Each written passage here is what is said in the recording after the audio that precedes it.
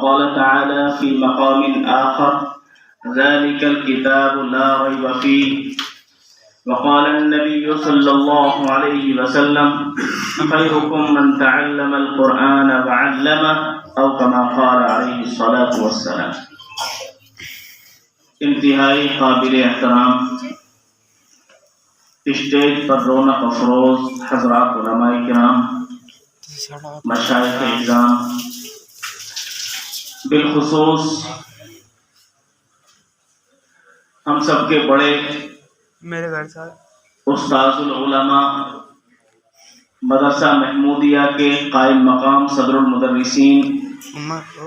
میرے گھر سے نمونہ اسلاف حضرت مولانا مفتی عبدالجبار صاحب دامت برکاتہم العالیہ، جو یہاں اسٹیج پر تشریف فرما ہے، اور اخیر میں انشاءاللہ حضرت والا کی کچھ نصیحتیں ہوں گی اور دعا ہوگی. حضرت والا حضرت مفتی محمود حسن صاحب گنگوہی رحمۃ اللہ علیہ، جو سابق مفتی اعظم ہندوستان ہیں، انہی کے خلیفہ و مجاز ہیں، مدرسہ محمودیہ کے صدر المفتی بھی ہیں. اور اگر یہ کہا جائے کہ اگر حضرت مفتی محمود حسن صاحب گنگوہی رحمۃ اللہ علیہ کو کوئی دیکھنا چاہتا ہے اس زمانے میں، تو اگر میں یہ کہوں کہ وہ حضرت مفتی صاحب کا دیدار کر لے تو شاید مبالغہ نہیں ہوگا.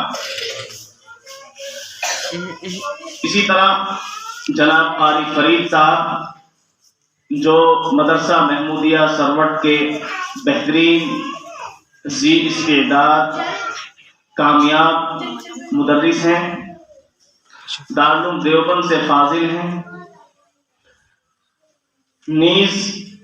اس محفل کو سجانے والے جناب حافظ وقاری ادریس صاحب دامت برکاتہم العالیہ، جو ماشاءاللہ بڑی محنت اور تجربے کی روشنی میں آگے بڑھ رہے ہیں، جنہوں نے اس مدرسے کو بڑی کامیابی کے ساتھ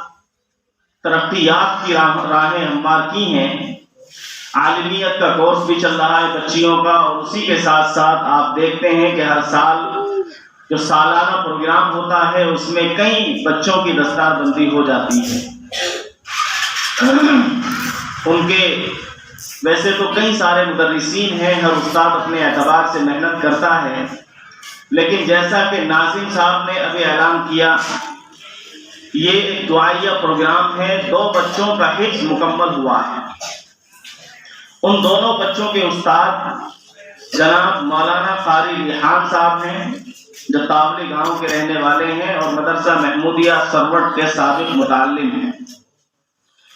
میں آپ سبھی حضرات کو اس معنی کر کہ یہاں ذمہ دار لوگ بیٹھے ہیں، جناب حاجی سعید گوٹی صاحب بھی تشریف فرما ہیں، مدرسے کے صدر محترم بھی ہیں، اسی طرح بھائی طاہر مرزا صاحب ہیں، بھائی مبین صاحب ہیں، شاہد ملک صاحب ہیں، اور بھی میں سمجھتا ہوں کہ یہاں بیٹھا ہوا ہر ایک آدمی مدرسے کے ذمہ داروں میں سے ہے، سب کا نام نہیں لیا جا سکتا. میں آپ سبھی حضرات کی خدمت میں یہ مبارکباد پیش کرتا ہوں کہ الحمدللہ 2 بچوں کا حافظ قرآن ہونا کوئی معمولی چیز نہیں.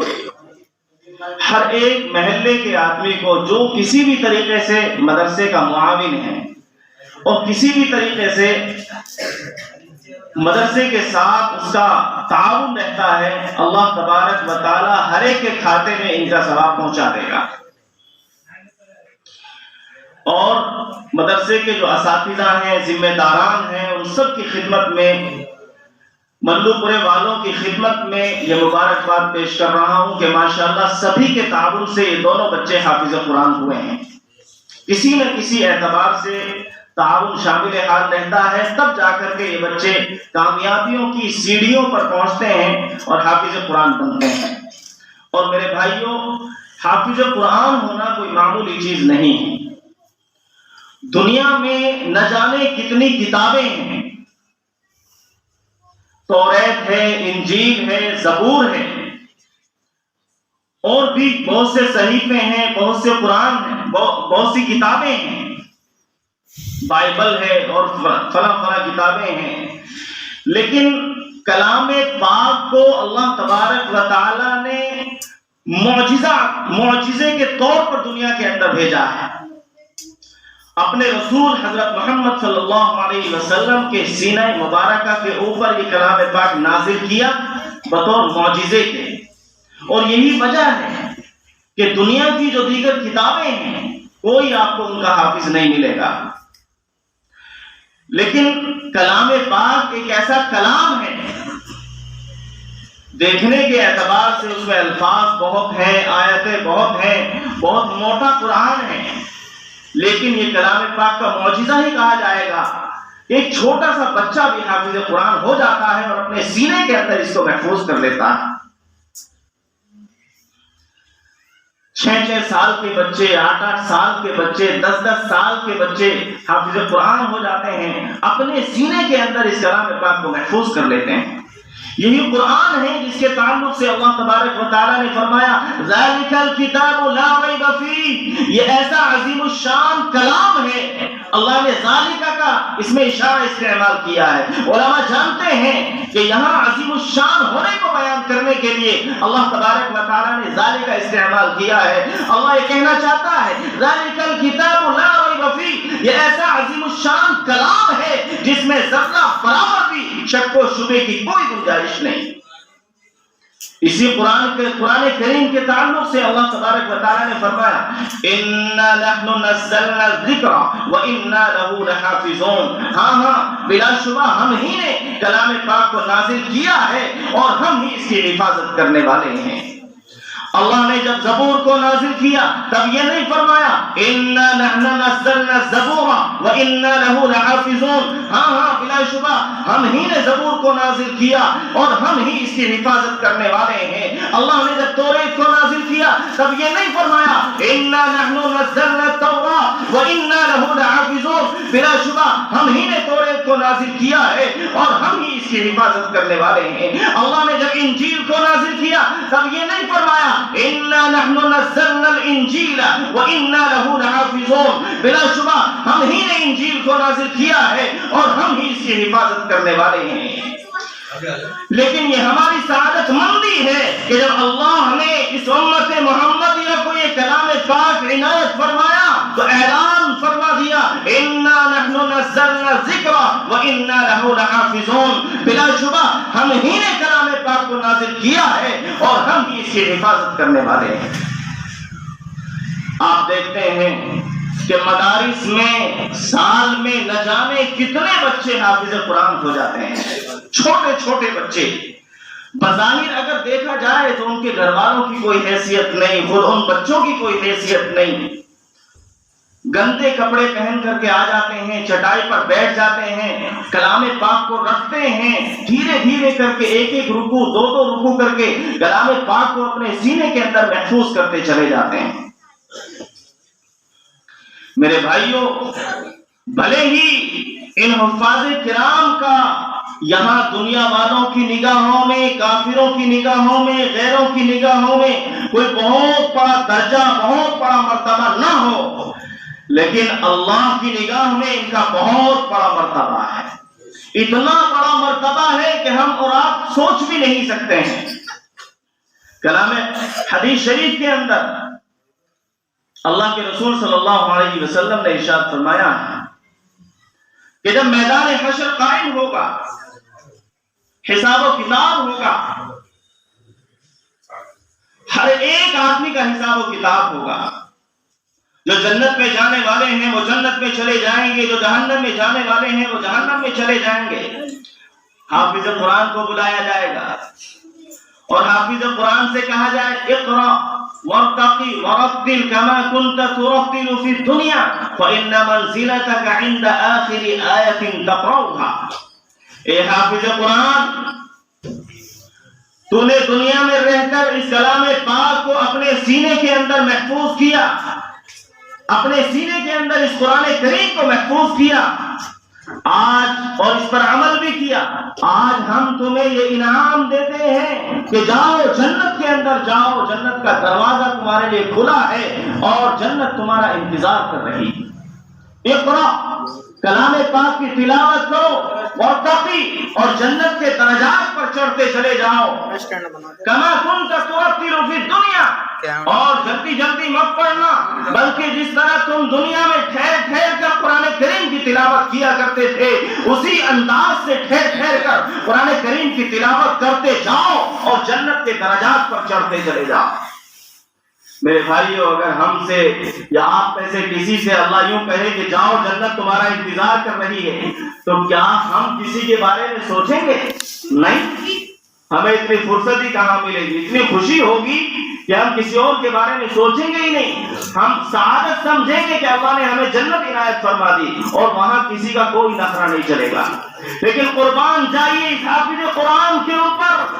اللہ کے سامنے اس کا نخرہ چلے گا۔ یہ حافظ قرآن کہے گا کہ یا اللہ، آپ نے میرے لیے تو جنت کا فیصلہ کر دیا ہے، لیکن میں جس مدرسے کے اندر پڑھتا تھا، فلاں فلاں لوگ مجھے محبت کی نگاہ سے دیکھا کرتے تھے، فلاں فلاں لوگ مدرسے کا تعاون کیا کرتے تھے، یا اللہ آپ نے ان کے لیے جہنم کا فیصلہ کر رکھا ہے۔ میرے فلاں خاندان والے، آپ نے ان کے لیے جہنم کا فیصلہ کر رکھا ہے۔ میرے فلاں رشتے دار، میرے دادا دادی، آپ نے ان کے لیے جہنم کا فیصلہ کر رکھا ہے۔ یا اللہ، جب تک آپ ان کے لیے جنت کا فیصلہ نہیں کریں گے، میں جنت میں نہیں جاؤں گا۔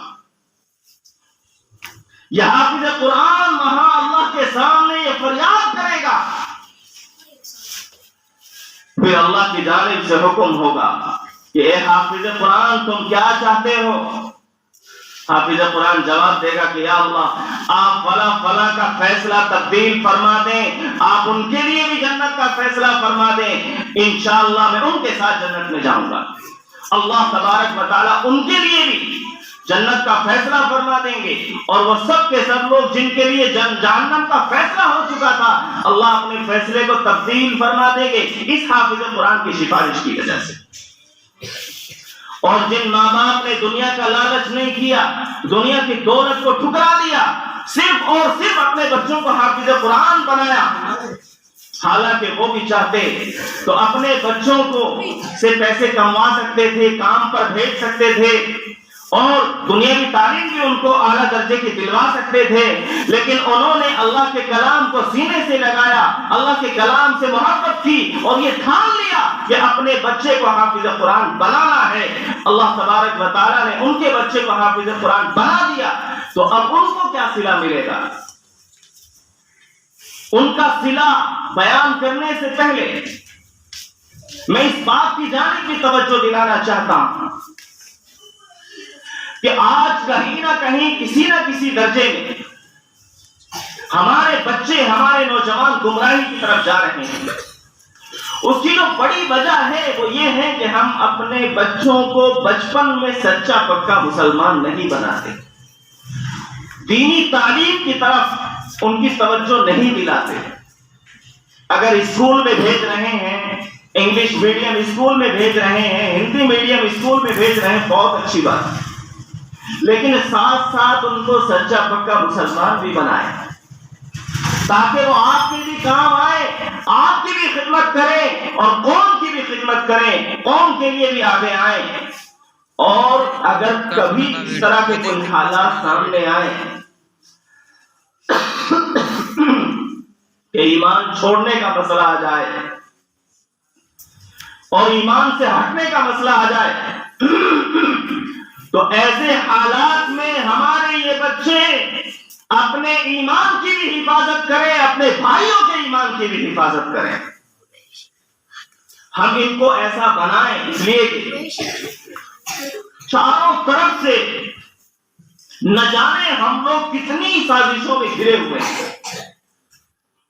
وہیں ایک بہت بڑی سازش یہ ہے کہ مسلمان صحیح طریقے سے اپنے دین پر قائم نہ رہیں، اور مسلمانوں کے خاص طور سے نوجوانوں کو بہکانے کے نہ جانے باطلوں نے، کافروں نے کتنے راستے اپنا رکھے ہیں۔ اور ہمارے نوجوان